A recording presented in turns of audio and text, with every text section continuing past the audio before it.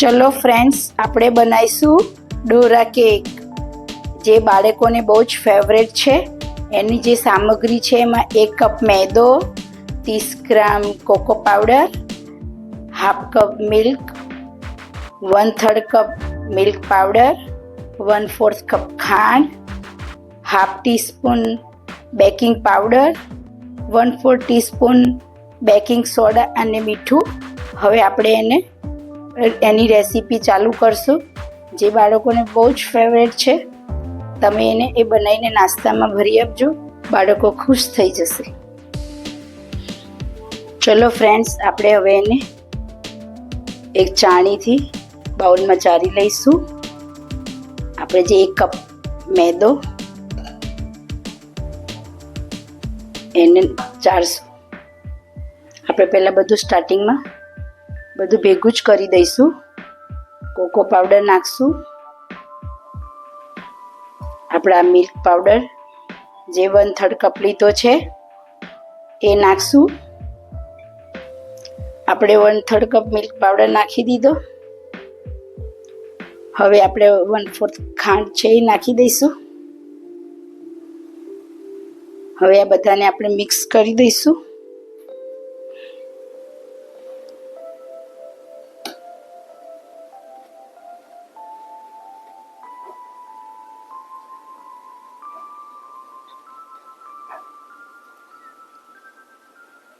આપણે બધું ચાળી લઈશું.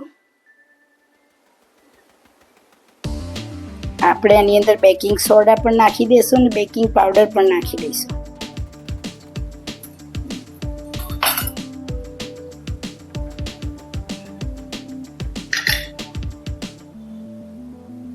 મીઠું પણ નાખી દઈશું.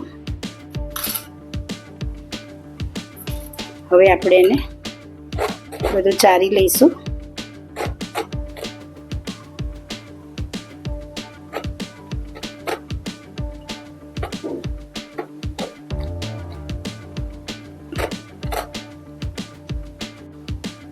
હવે આપણે ચરાઈ ગયું બધું, ચાળણીથી ચાળી લીધું.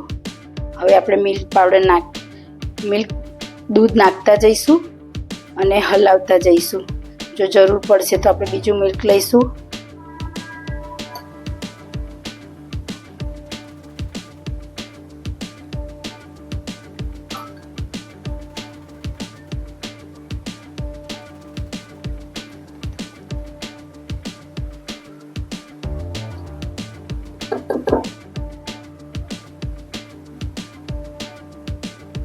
આપણે દૂધની થોડી જરૂર પડશે, આપણે લઈશું. આપણે એમાં થોડુંક ઉમેરશું. આપણે હાફ કપ તો લીધું હતું જ, પણ જરૂર પડે તો આપણે લઈ શકીએ છીએ.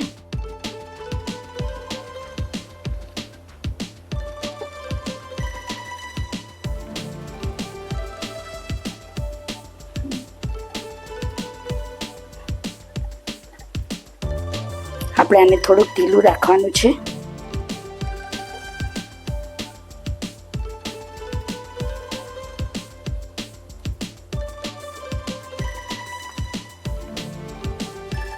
એકદમ મિક્સ કરી દેવાનું છે.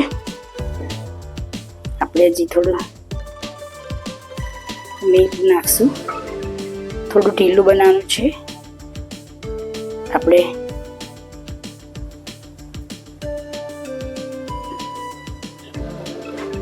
ચણાના લોટનો જેવું ખીરું બનાવીએ એ પ્રમાણે બનાવવાનું છે.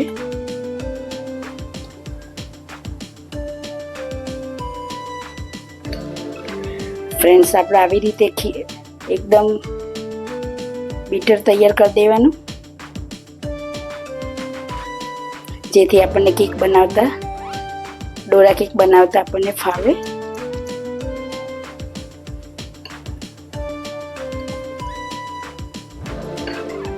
હવે આપણે ચોકલેટ સોસ બનાવીશું. આપણે ચોકલેટ સોસનો મેં વિડીયો તો બનાવ્યો છે, તમે એ અપલોડ કર્યો છે, એ તમે મારા વિડીયોઝમાં જઈને જોઈ શકો છો. પણ હું તમને અત્યારે પણ ફરીથી બતાવું છું, એકદમ શોર્ટકટથી. મેં 1/4 કપ દૂધ મિલ્ક પાવડર લીધો છે.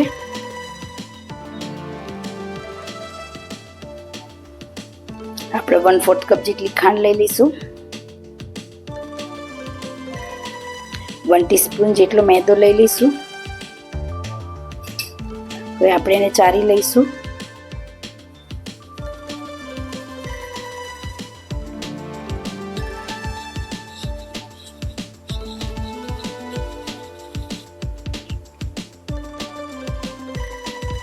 આપણે 1/3 કપ જેટલું દૂધ નાખી અને હલાવી અને ગેસ ઉપર મૂકી દઈશું. આપણે 4 ચમચી જેટલો કોકો પાવડર નાખશું.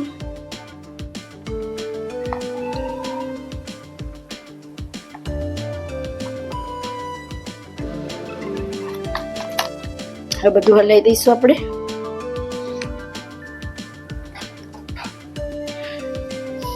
આપણે બધું હલાઈ ગયું છે. હવે આની અંદર મારી પાસે અત્યારે બટર અવેલેબલ નથી એટલે હું એક ચમચી જેટલું અંદર ઘી નાખી દઈશ.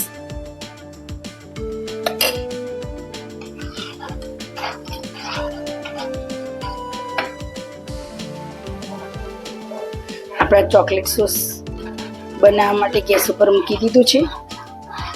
આ ચોકલેટ સોસ થાય ત્યાં સુધી આમાં આપણે હવે કેક બનાવી નાખીએ. આ ચોકલેટ સોસ રેડી થઈ ગયો છે. હવે આપણે એને ઠરવા દઈશું. ત્યાં સુધી આપણે ડોરા કેક બનાવીએ. આપણે ડોરા કેક બનાવવા માટે આપણે ઢોસાની તવી મૂકશું. એને થોડી ગ્રીસ કરશું તેલવાળી. આપણે થોડી ગ્રીસવાળી કરશું. હવે એને થોડી ગરમ થવા દઈશું. પછી આપણે એની અંદર ડોરા કેક બનાવીશું.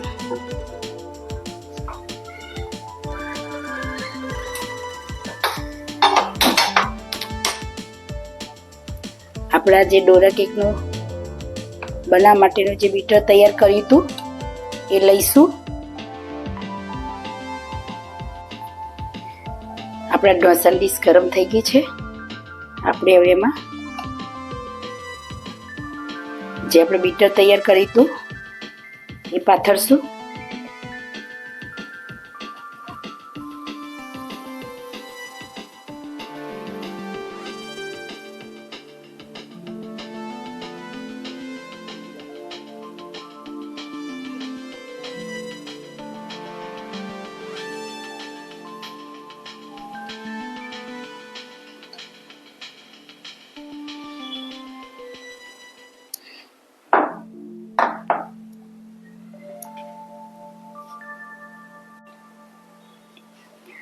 આવી રીતે આપણે એને ચડવા દઈશું. હવે નીચેનો ભાગ ચડી ગયો છે એટલે આપણે હવે ફેરવી દઈશું.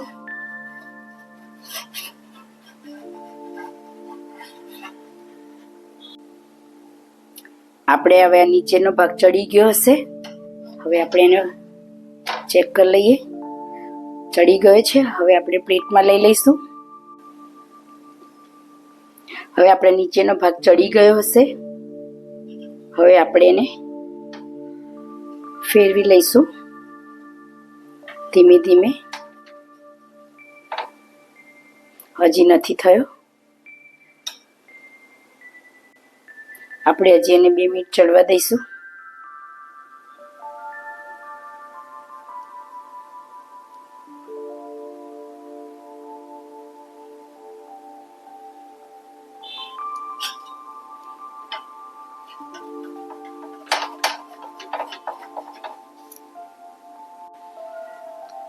આપણા ડોરા કેક ચડી ગઈ છે. આપણે એને હવે પ્લેટમાં કાઢી લઈશું.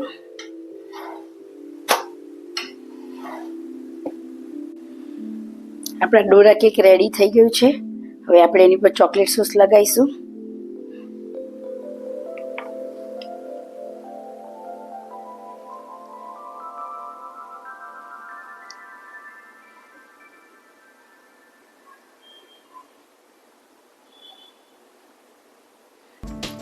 ડોરા કેક ડોરેમેન ઉપરથી પડ્યું છે.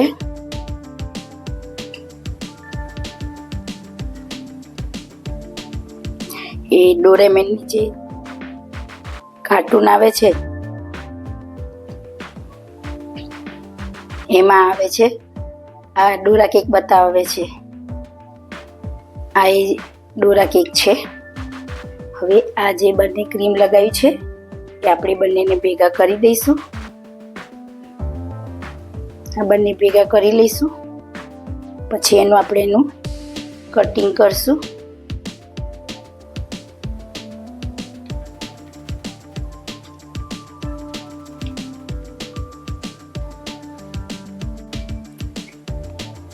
આપણી આ ડોરા કેક રેડી થઈ ગઈ છે. હવે આપણે એને ફ્રીઝમાં મૂકી દઈશું થોડીક વાર માટે. જો આપણી આ ડોરા કેક રેડી. તમે આમાં તમારે જોઈતા પ્રમાણમાં તમે સોસ લગાવી શકો છો. જેટલો વધારે હશે એટલો ટેસ્ટી વધારે લાગશે. હવે આપણે ફ્રીઝમાં મૂકી દઈએ. આપણી એકદમ ડોરા કેક રેડી છે. હવે આપણે મહારાજને ધરાઈશું. આપણી આ ડોરા કેક રેડી થઈ ગઈ છે. આ મારા ડોરા કેકનો તમને વિડીયો પસંદ આવ્યો હોય તો શેર કરજો, લાઈક કરજો અને સબસ્ક્રાઈબ કરજો. અને આ તમારા બાળકોને અચૂક આ નાસ્તોમાં બનાવીને ભરી આપજો. છોકરાઓ ખુશ થઈ જશે. તમને આ ડોરા કેક કેવી લાગે છે તમે ઘરે જરૂર બનાવજો અને પછી મને કોમેન્ટ બોક્સમાં જરૂર જણાવજો.